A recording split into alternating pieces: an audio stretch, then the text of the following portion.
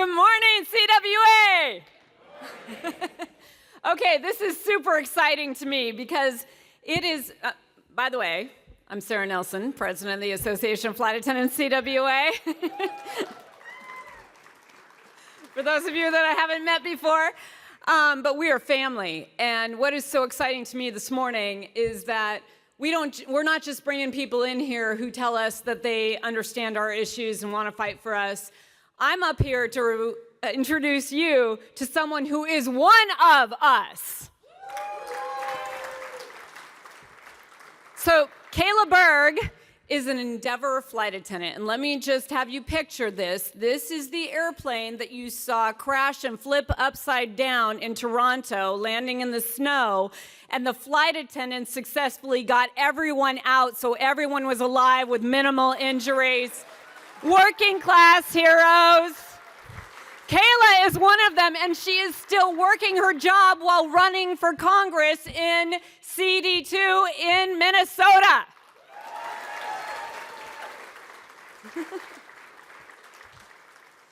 She has a ton of union support, and she also has support from organizations like End Citizens United, because she doesn't take one damn dollar from dark money or corporations. She cannot be bought. She has Moms Demand Action behind her. She has people who are supporting her because they know that she stands up for workers' rights. You know all of those labor rights that Governor Walz was talking about when he was running for vice president? All of those laws were introduced by Kaela and made possible in Minnesota because we had a working class person from CWA understanding what working class people need. And women, isn't it time that we have a working class woman talking about working class women's issues and standing up for us? So I got to tell you, we can win this race. Kaela is a 3-time elected representative in the state government, running in the same district where she has won before, and we just need to get more people on board. We have a QR code that's going to go up on the screen. You can donate to Kaela's campaign right now, because with just a little bit of resources, we can win this. And I want to be very clear, her primary is in August, okay? So we have some time to get these votes, but the voting starts in late June. So it's a long voting period. And all we have to do is have the resources to turn out the vote, because when people meet Kaela and hear her story, they stick with her. So if more of us can just make sure that they hear Kaela's story, we're going to win. We do not need people who will lie. The leading candidate in the Democratic primary right now says that he's for Medicare for all, but he voted with the insurance companies when he was in the state government. And then guess what? His district sent him packing because they saw who he was. And now he's running and he's saying that he's someone that he's not. So we need to make sure that we stand behind Kaela to make sure that she can be there for us. One of us to be in Congress, a working CWA member who could represent us in Congress. Let me introduce you to Kaela Berg. Woo!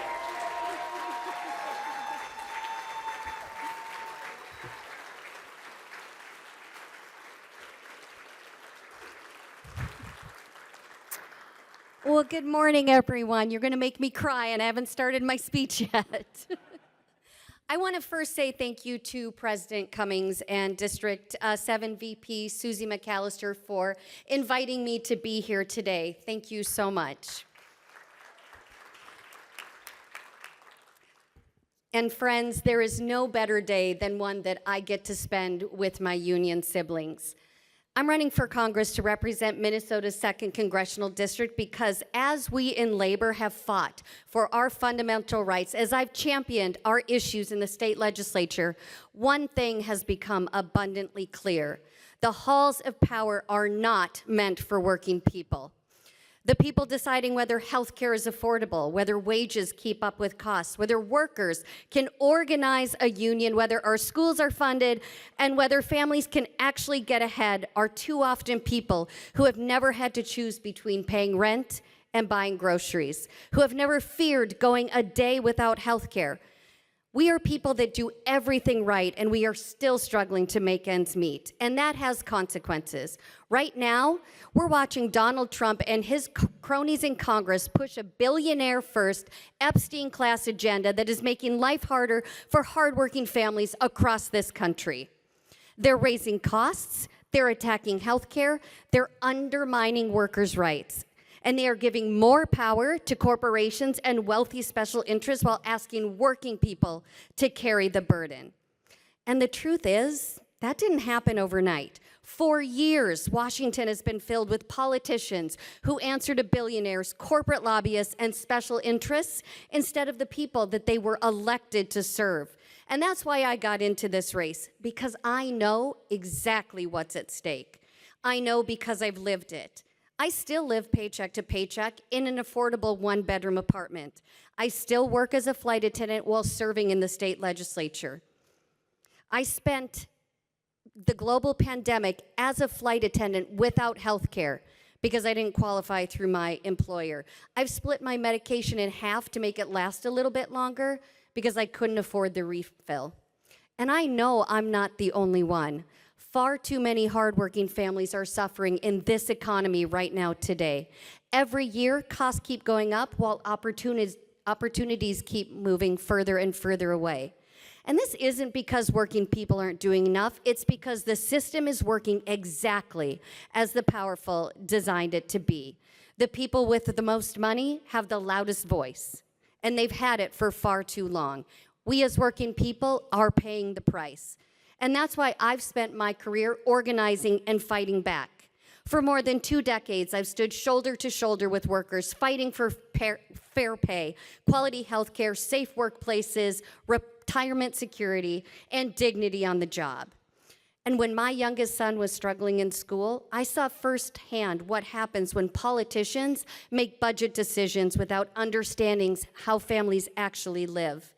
There never seems to be enough money to fund our schools or pay our teachers, yet somehow we can afford endless wars.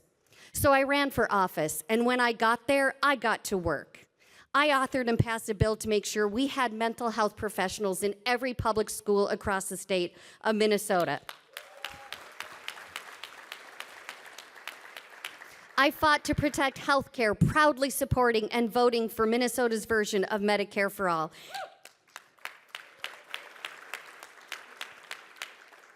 And I worked to enshrine our right for reproductive freedom into our state statute. I authored and passed the bill to ban captive audience meetings in Minnesota. That bill went all the way up to the United States Supreme Court 2 months ago, and they upheld it.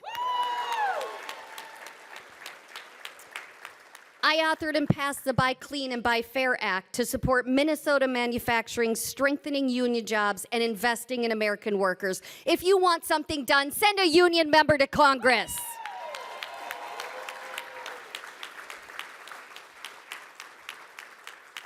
And when ICE targeted communities across Minnesota during Operation Metro Surge, I showed up every day for my neighbors and fought back because no family should have to live in fear simply because of where they came from.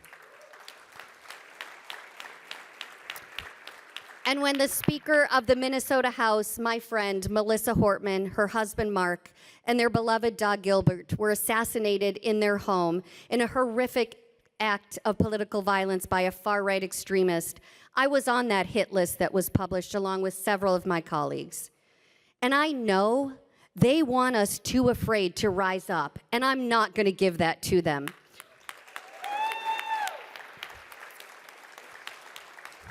Courage is not the absence of fear. It's not letting fear determine your future. And that's exactly the kind of leadership we need right now in Washington. We need leaders who understand that healthcare is a right, not a privilege, who will fight for Medicare for all. leaders who believe workers deserve the freedom to organize, leaders who think corporations should pay their fair share instead of shipping jobs overseas and rewarding executives while we, the working people, struggle. Leaders who understand that our democracy works best when working people have power, not just millionaires or billionaires. The truth of the matter is, we know how to lower costs. We know how to expand and protect healthcare. We know that call center jobs belong in this country. Yes. We know how to strengthen unions, and we know that a free press and unions in the newsroom is what matters. We know how to build an economy that works for everyone because workers are the backbone of this nation. And to my flight attendant family, we know that Endeavor should be paid the same as Mainline, so should Piedmont and Envoy. I am proud to be that fighter for all of you because, as Sara said, nobody owns me. No corporation owns me. No billionaire owns me. No special interests own me. The only people I answer to are the people I serve. And that is the workers who keep our economy running. We are the majority, and we have to start acting like it. Now, the future of Congress could very well be decided in Minnesota's 2nd District. We can continue down a path where billionaires and corporations have all the power, or we can build a government that works for workers again. A government that puts families ahead of special interests. A government that puts children ahead of the gun lobby. And I know what side I'm on. I've been on that side my entire life. When I get to Congress, please know that I will fight for you each and every day. Thank you for everything that you do for workers. Thank you for your solidarity. Thank you for your fight. Let's win this together. Come on up, Minnesota.